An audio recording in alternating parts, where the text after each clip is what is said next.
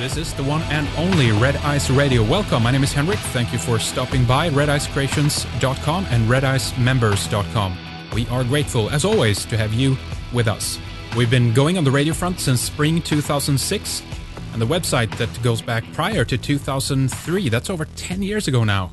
Wow, it's just amazing how the time flies. And, I built the website from the ground up myself, and everyone that today are with us are working as hard as ever to bring you interesting topics that we find valuable, insightful, and perspective widening, but also challenging and sometimes contradictory, quite on purpose, so that you will have to use your own mind and rational processes instead of being spoon-fed what someone else says is the truth and nothing but.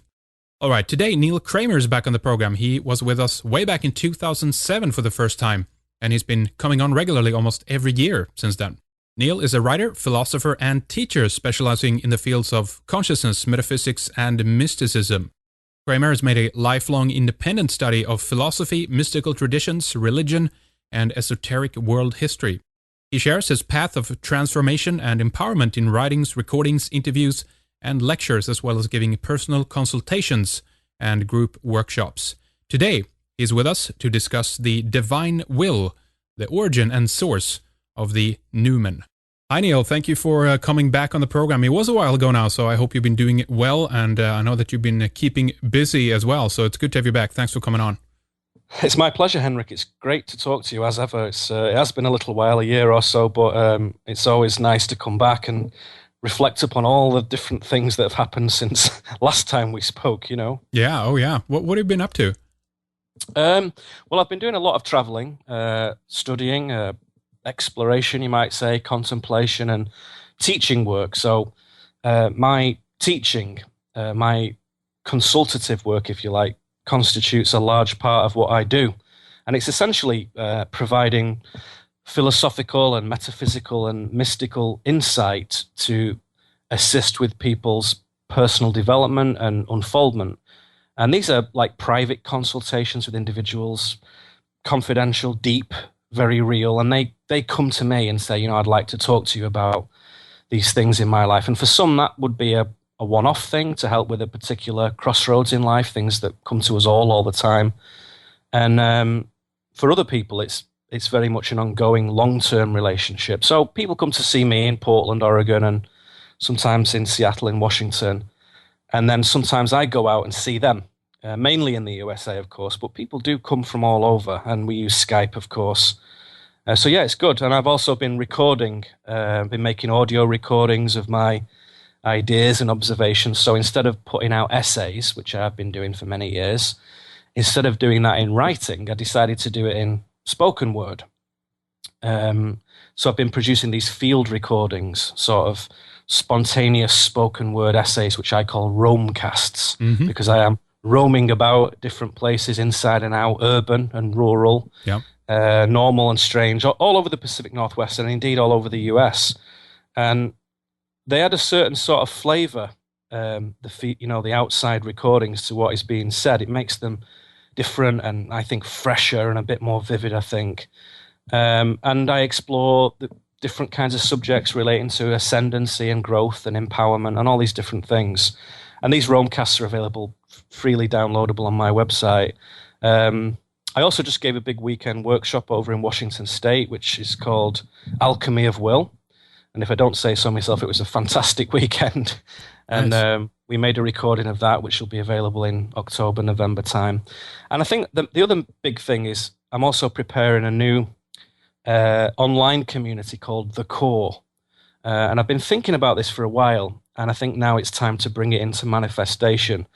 And this is something that will enable people through subscription to be part of a group studying some of the deeper principles in life, frankly. And there will be regular video broadcasts by me, audio MP3 downloads, or, really strong members forum so everyone can keep in touch and exchange ideas.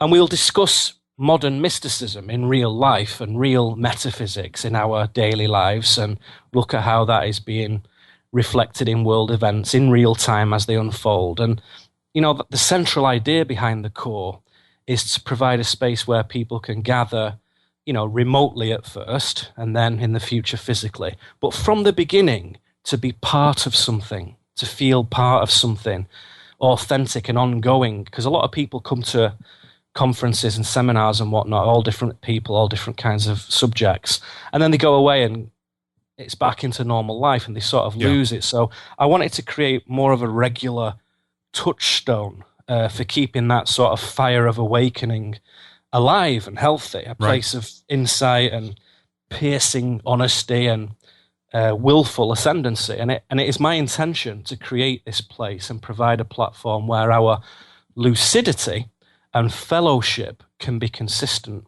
So this is what I'm creating, and it will be available soon. So people can watch, neilkramer.com and keep abreast of developments. So yeah, I have been a busy bee. Nice. So you're a philosophical lecturer and teacher, but is any of this bridging into psychology? Would you call yourself a psychologist, Neil?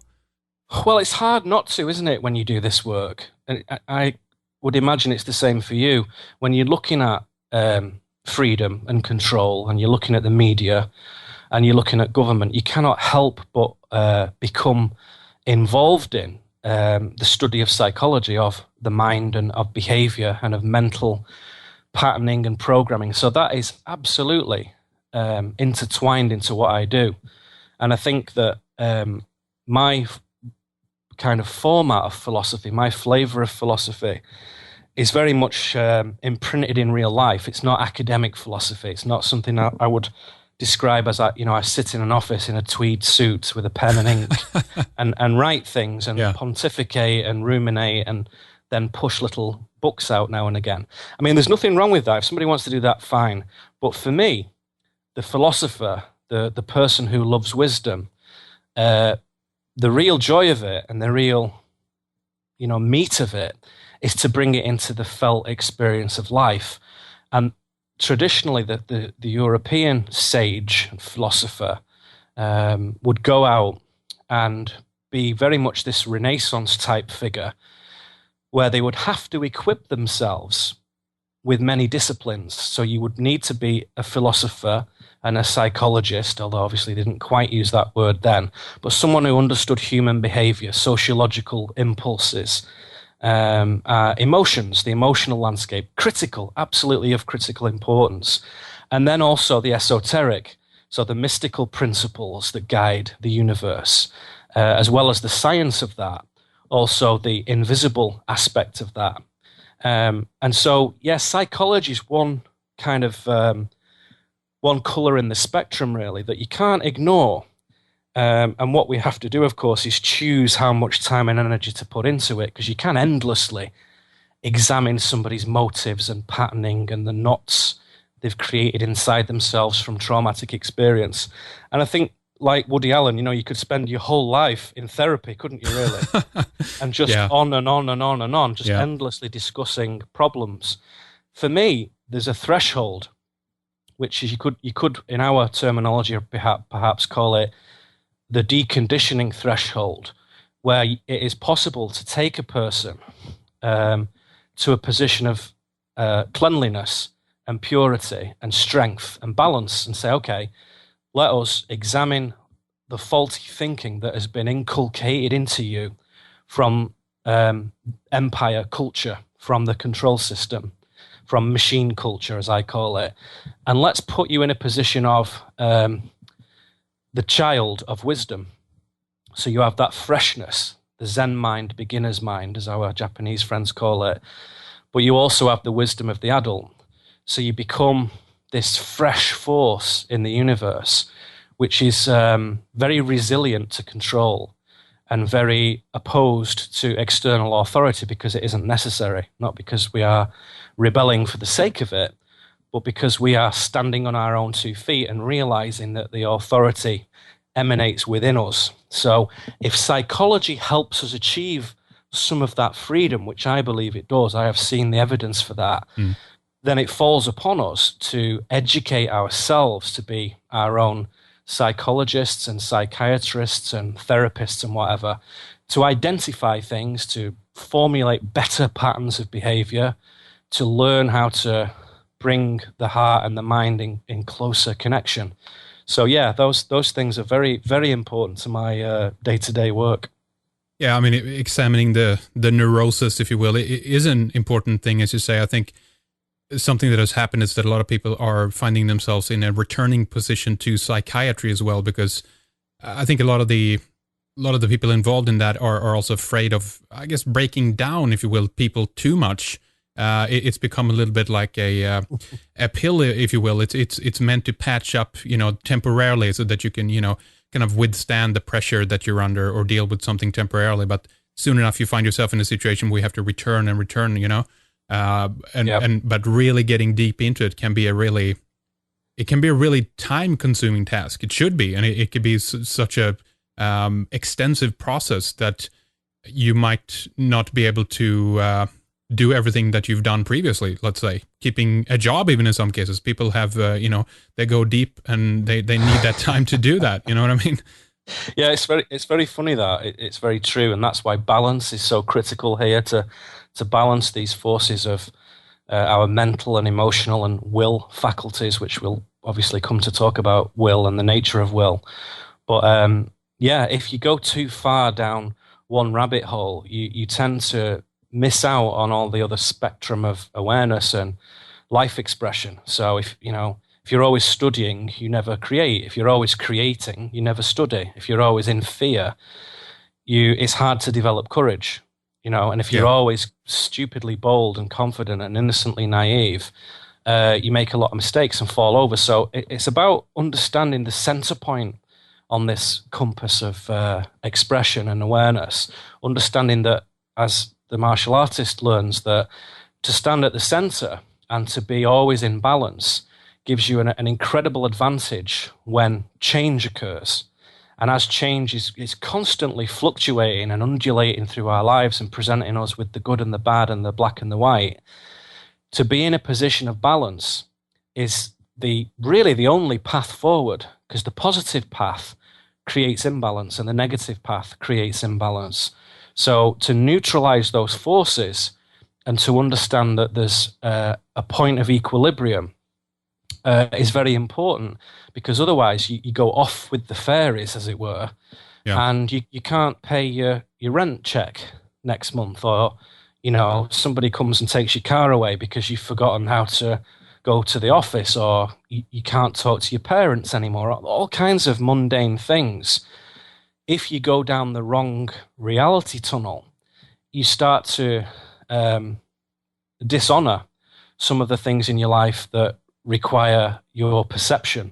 So it brings about a very grand and important and precious opportunity.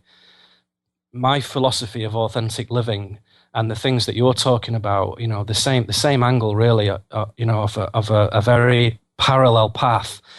It brings about a great opportunity to examine what's important and what isn't important, and to make changes on that basis. So in my teaching, I do have these initiatory stages, really, where after a long period of observation, which usually lasts many years, the initiate will then move into a stage of reformation, reforming their life based on the observations they've made. Yeah. And you and I are good examples of that, just with what we were talking about prior to the show. Yeah. In that, when you know the path very deeply, it actually becomes very hard not to walk it. And you start to almost feel that the path is walking you and that life is living itself through you, and you become this conduit, this vessel. And of course, we lend our own color and personality and thoughts and ideas and creativity. But really, that isn't possible without a lot of observation. And that means study and reason and focus and dedication. A lot of people, as we know, are good at starting things but not finishing it. With this observational stage of life, which is a very well-precedented mystical initiatory stage, as you complete that, you're then in a position to go through a reformation, as we would have reformation periods in religion and in history and in society. So we do in our own lives, where you think, okay, well, this, based on what I've observed deeply about the universe and the world and myself and the relationship between those things, I can now place myself in a position to decide what I want to do, where I want to be, who I want to be with, how long I want to spend in service to others, how long I want to spend in service to self, where that's located in the world, because often it is not the place that you started off. The path of knowingness and the ascendant path often entail travel, or should we say journeys. Sometimes they're physical, sometimes they're not, but it often entails this journeying, which is always very reformational in itself, because when you are journeying as opposed to holidaying, which is something very different, you cannot help but embrace change, because that is very much the spirit of what you're doing, which is you riding the crest of this transformation as you travel. And then to then go back, as you were indicating previously, and sit in an office for 6 months can be very challenging, if not impossible. Yeah. So you have to examine carefully what it is that you're about. So that observation stage, as I say, will last many years. And then we go into reformation, which lasts many years to make those changes. And then following that, there's a stage of selfhood, which is full expression of self, all self, light and shadow, creation and destruction. So these are the principles of my work, and being able to identify in ourselves that we can move through these 3 phases into the 4th phase of, to use an old word, seership, S-E-E-R. To be a seer was to be someone who can make contact with truth, the truth of reality, the truth of life, the truth of oneself, the truth of any situation or thing. That's what a seer was.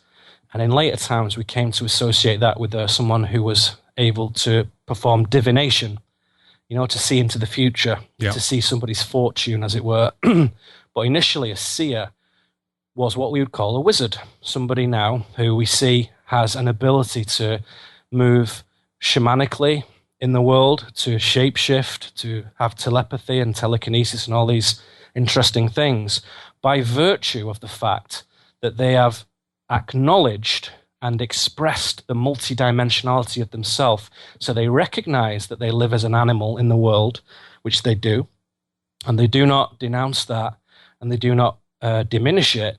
And at the same time, simultaneously, they recognize there is another aspect of themselves in what the Druids called the invisible world, which I sometimes call the 4D, which you might call the quantum vacuum or whatever, the other space. And we're in those realms at the same time, at the same place. And things that are very, very normal in the 4D appear miraculous here. So, as Ouspensky said, in search of the miraculous is an attempt to pierce those 2 worlds, to pierce the veil, to reach through from the 3D and say, give me something concrete. Give me a miracle. And that miraculous discovery is completely and utterly dependent on your own willingness to change yourself. Wow. So obviously the observational stage is very important, and maybe there's more to talk about there as well. But, for one, there's just that majority of people don't get to, any of these stages. They don't end up in this self-observation stage, of course. But tell us a little bit more about will here and why this is so important, to be self-directed, to take control, Yeah. Well, I think we all have an idea in ourselves of what will might be and how it expresses itself in our life. In regular life, consenting to the things that we've been asked to believe in by our machine society, we risk living inside what I would describe as a huge binary equation. We are asked to consider the world and interact with the world, either with mind or with heart, right? Yeah. To be intellectual or emotional. And on the surface, that seems a very simple proposition, and even a fair one. But at its roots, I would say that is a false proposition and has enormous gravitation. It sucks people into its erroneous thinking and it squashes them. So one of the errors in our system is the splitting of human experience into 2, the world of mind and the world of heart. And we are asked to regard those two things as our only equipment for perception, knowledge, feeling, experience as we go about our lives on this planet. Think and feel, calculate and sense, and that's it.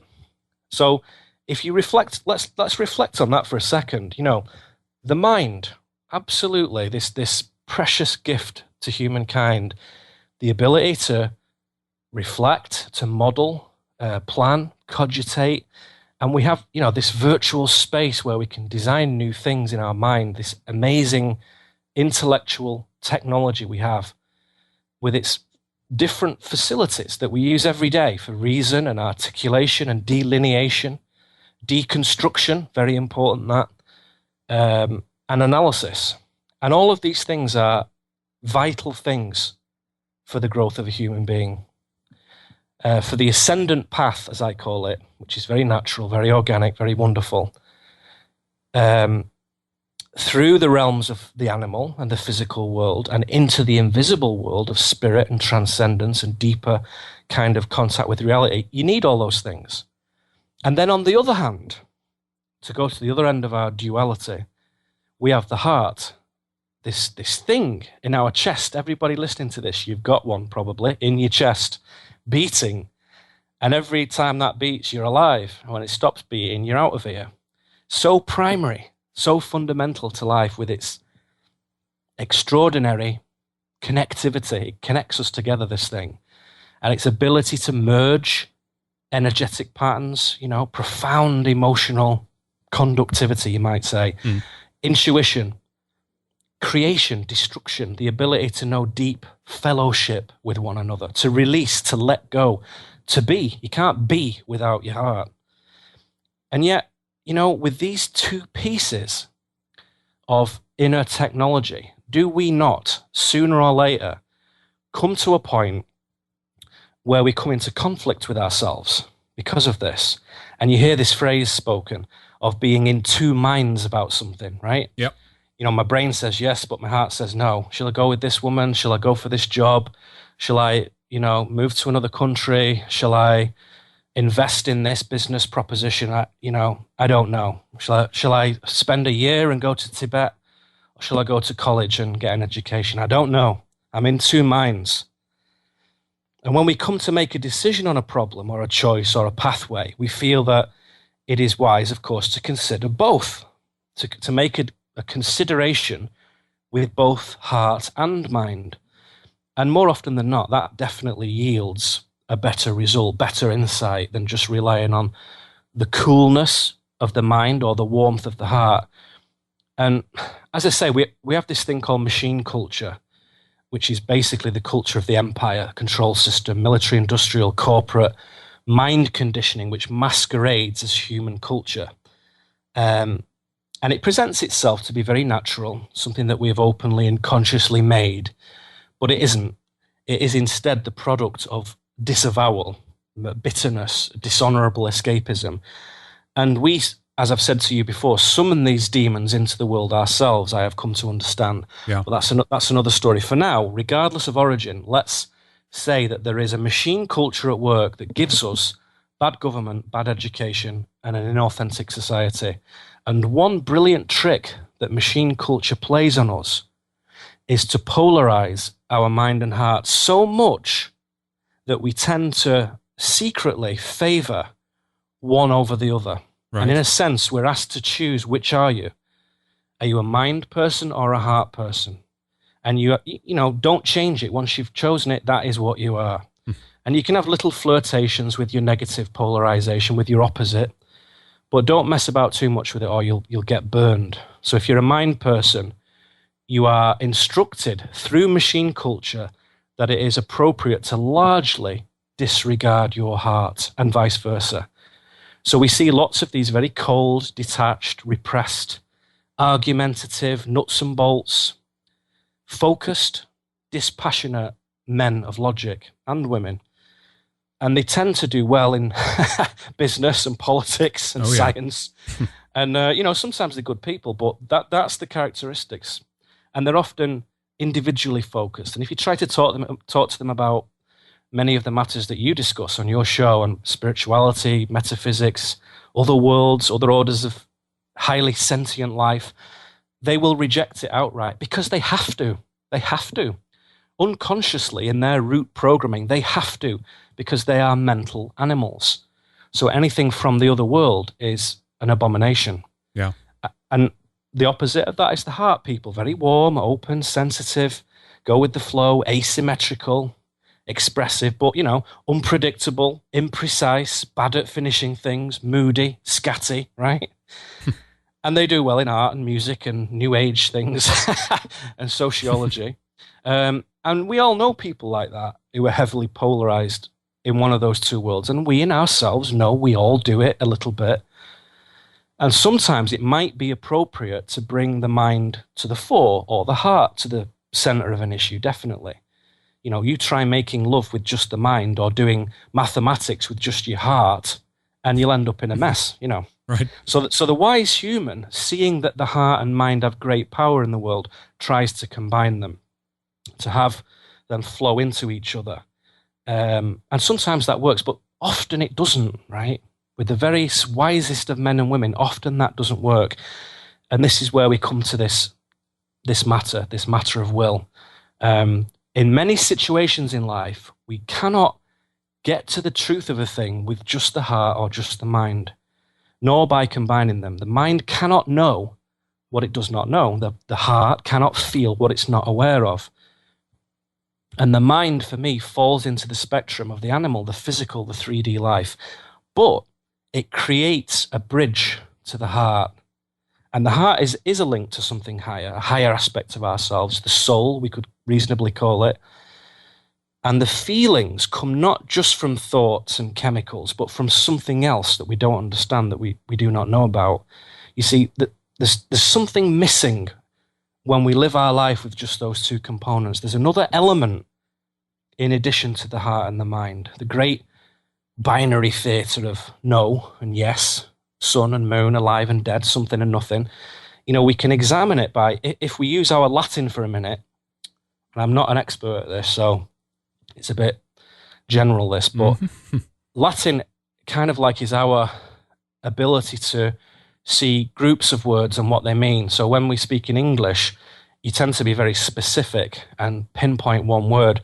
If you think of Latin, the mind, cogito, to think, to conceive, to map, to detach, to be objective. It's quite a nice term, that, which describes, what the Hindus might call the brow energetic portal, right? And kuono, the heart, to unite, to connect, to merge with, to attach, to be subjective, core, heart, C-O-R. Again, the center of the chest, the very big thing. So that other missing element, the will, this is the key thing. The will is that point of balance. And this isn't the will of ego, or, forthrightness and assertiveness. That's not what I'm saying. I'm not using the word will in that manner. Those kind of things are a very human, low vibration, essentially no different to the will of an animal vying for alpha male status, like in wolf packs and stags and lions. Right. Speaking esoterically, we're using the word will in a different way. In Latin, I am terming this numen, N-U-M-E-N, which means divinity, divine power, divine will, God. And you can place this, if we, again, think of it as Hindu formulation of the chakras, we can place this at the solar plexus will. And I emphasize the word solar there for the attentive listener. And this is why the will is so powerful, so meaningful, so controversial. It is through this will that we find balance, and it's through the radiance of will we come to know things. Through the experience of flesh, of being alive as an animal, we feel the truth of these things. And it is will that enables us to sustain our lucidity. Because without consistent, self-sustaining lucidity, we keep forgetting things. So people will read a book and then forget, or they'll go to a thing, an event, and forget. Yeah. Or they'll start to become wise and then they'll slip back again, because will Will is something that emanates, this is a little bit esoteric, but bear with me, from the core, from the center of the universe, right into the core, the center of us. It's always true, it's always complete, it's always available to us. And it is only the static, the fog of our erroneous thinking that separates us from this signal from the center of the universe. A signal from the center of the universe that comes to us every moment of every day. For, as I say, in reality, it's there all the time. We just have to learn to create a space to receive it. So the journey of will is a long and mysterious one. And the fuller our cup of mind with whatever, the less we can tune into it. The more excitable the heart, the harder it is for us to hear,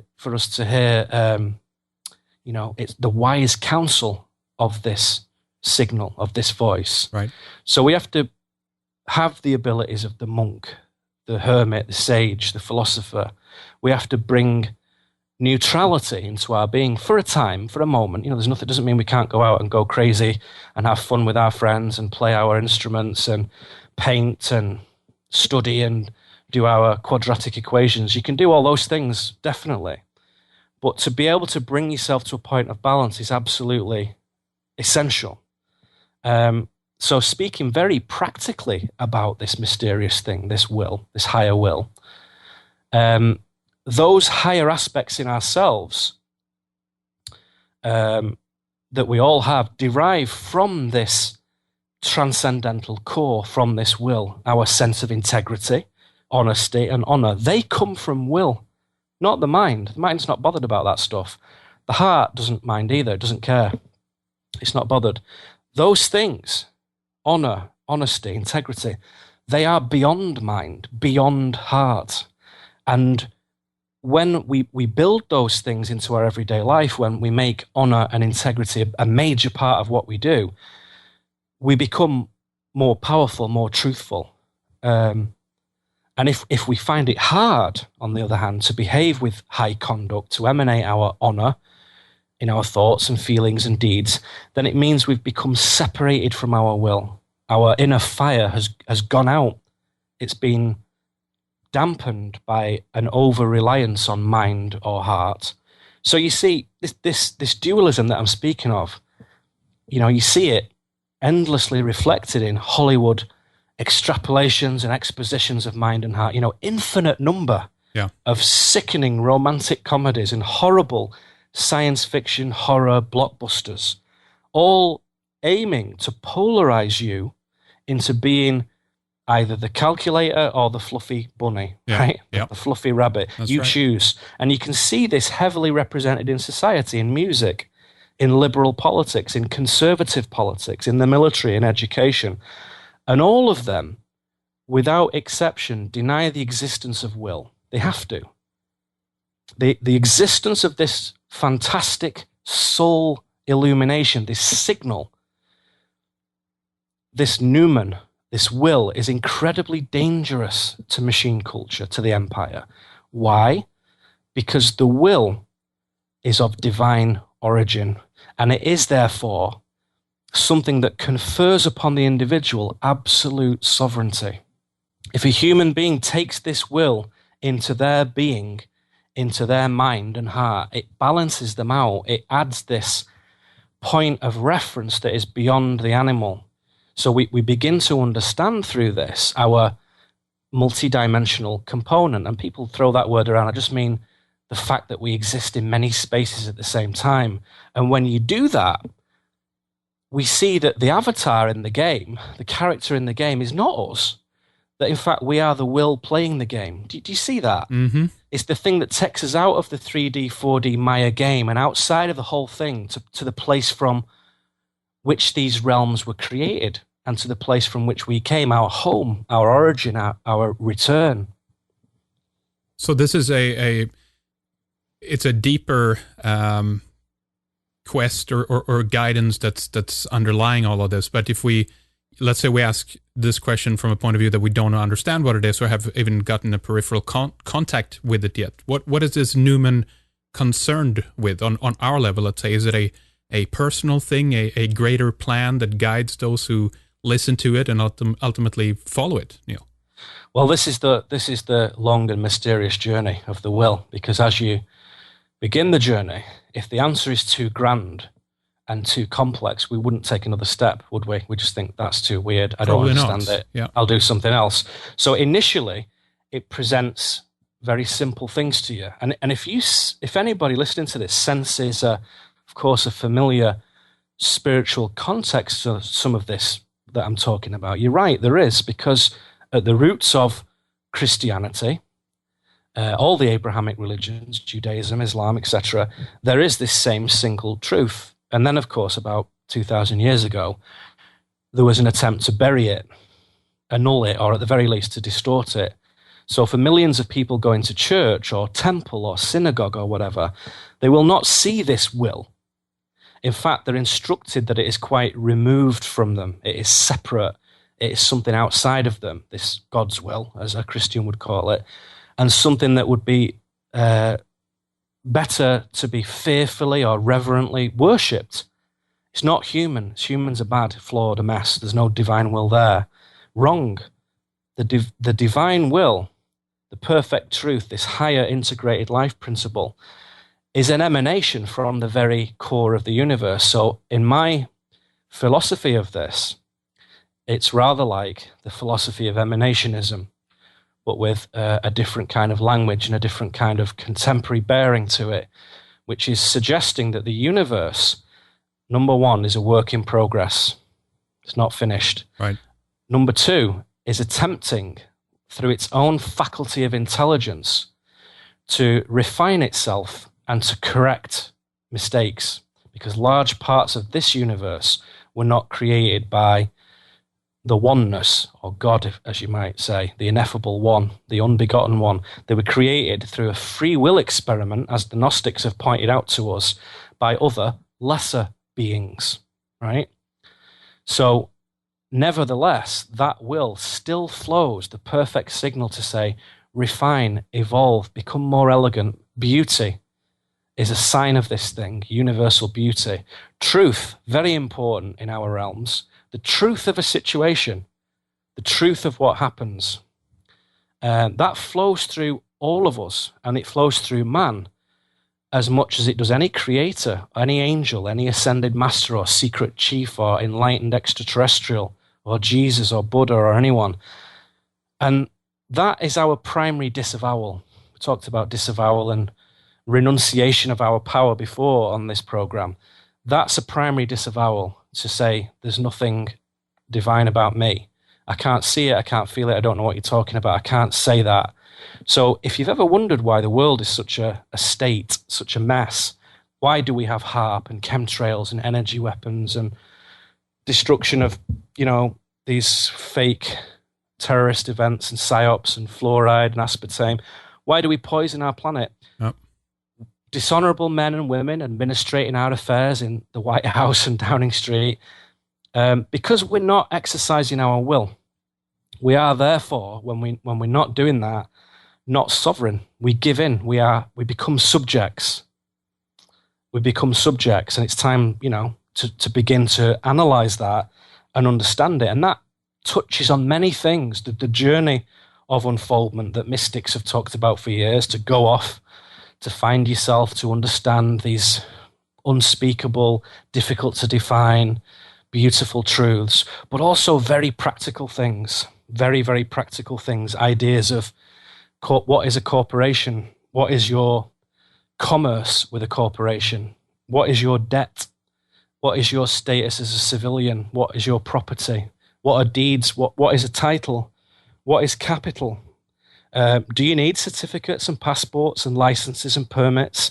So will, as well as having its esoteric element, as its very, very important exoteric element, which is that all that stuff that underpins the control of our society also requires deep reevaluation. And in a way, and believe me, I've studied this with some of the pioneers of this in recent years, it's just as mysterious and esoteric as the inner journey, this outer journey. We don't know what those things are. Yeah. We don't know what currency is. We don't know what why do we need a certificate for something? And until we do know that, until we study these delusions, these spells of subservience, we cannot rip them up at the roots and throw them out. So the journey of will is a big one. And it begins with concepts and thoughts and ideas. And then it moves on to actions and deeds and creation and destruction. Let me ask you this. There's an interesting thought here.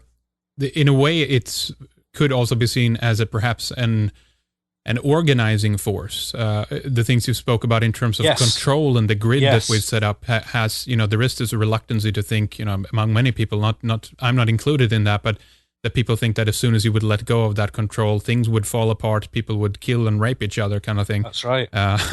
So there's no trust in that things can, flow and has a guidance. That's a very, very, very important observation. I'm glad you said that. That is one of the beautiful things about will, is that it is an underlying principle that flows through everything. The Gnostics call it epinoia, which is the thought and the design of the creator that flows through life. It's like the algorithm that says, this is how you build things. This is how you grow things. This is how you make things cool and strong and harmonious, right? And that principle is inside all of us. All human beings have that principle, all of us.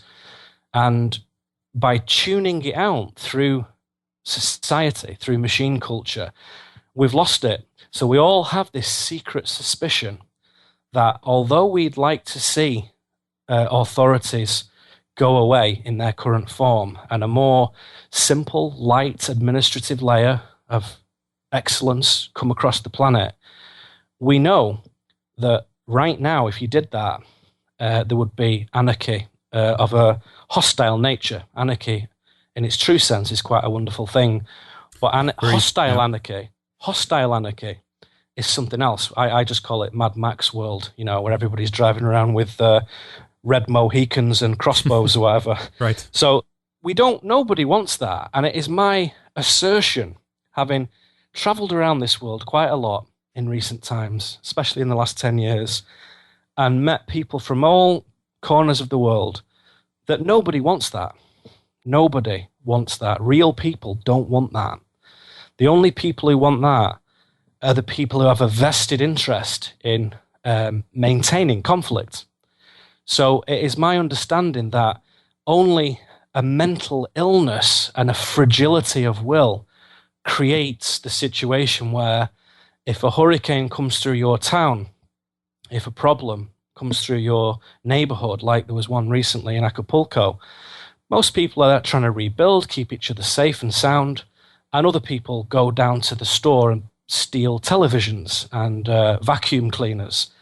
And you're thinking, what is going on? What is wrong with you people? But of course, that's just a very small symptom of an endemic problem in society, which is the unfair distribution of education more than anything else, because that affects wealth.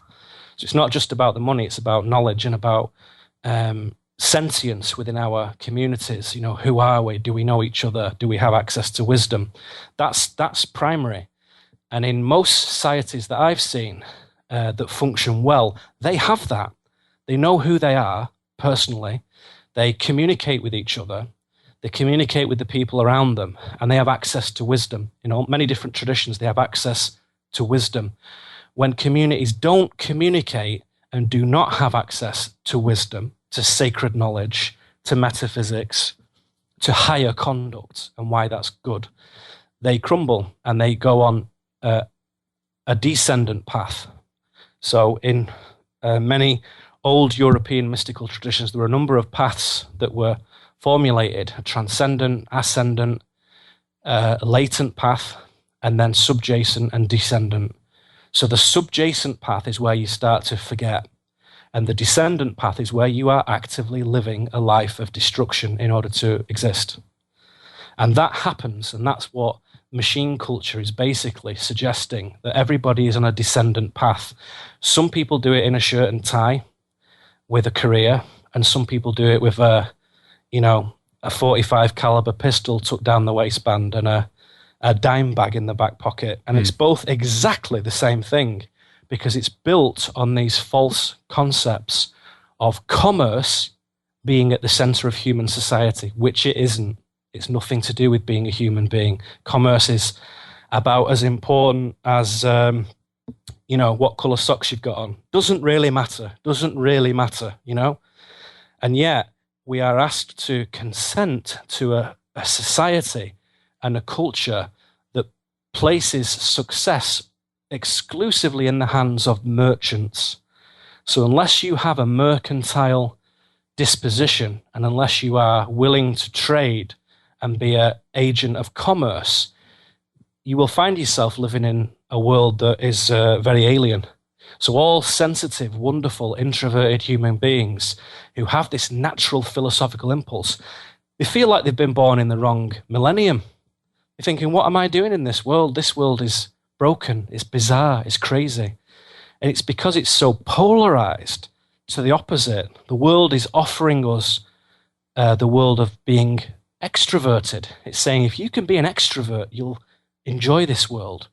But as you know, Henrik, all people who tend towards the philosophical and the mystical and the spiritual and the truthful have an introverted impulse. So we may arrive with this tendency and this predisposition, but all humans have the ability to transcend it. And as soon as you begin the spiritual path, you will find great beauty and peace in your introversion. Try taking that into a big city and you'll have a lot of problems. Yeah. Oh, yeah. So the city is an exchange with the individual to say, this is a place for extroverts. Do not come here if you're an introvert, or you'll end up on Prozac. And that's it. If you want to be an introvert, then become a monk or a nun or a musician or an artist, and maybe that's the only things you can do. My proposition to ourselves and to the listeners is that introversion is a very important part of human perception, and without it, we can't see. So ironically, you have to look inside before you can make any sense of what's outside. You have to. So the wonderful thing about this journey of will is that it starts to blur the boundaries between the two, where the more illumination you bring within yourself, where you have the courage to look at all your own dark corners, to acknowledge your shadow and your destructive nature, which is fine, absolutely fine. Just like a forest will need to destroy itself to renew itself, or just like a supernova will have to happen to birth new universes, right? Destruction, essential element of life. Yeah. And yet we are asked to believe that it's a bad thing. So foundational things like that have to be upturned right back to that initial thing of Reformation, based on what we can observe about truth through our philosophy, through our forefathers who did this, through our own lives doing this, more importantly. We can then make decisions about thinking in a different way, because until you do that, you're not really in a position to go around demonstrating about anything. You have to know a truth first before you can, grope around for it, because that tends to just go in circles. No bad thing, but kind of a waste of time. So my philosophy is a very natural one, which says, okay, you have this amazing mind, you have this amazing heart, you have this intellectual and emotional landscape, which will tell you loads of astonishing things about this planet and yourself and the relationship between you and your brothers and sisters. Brilliant, very important, makes life enjoyable.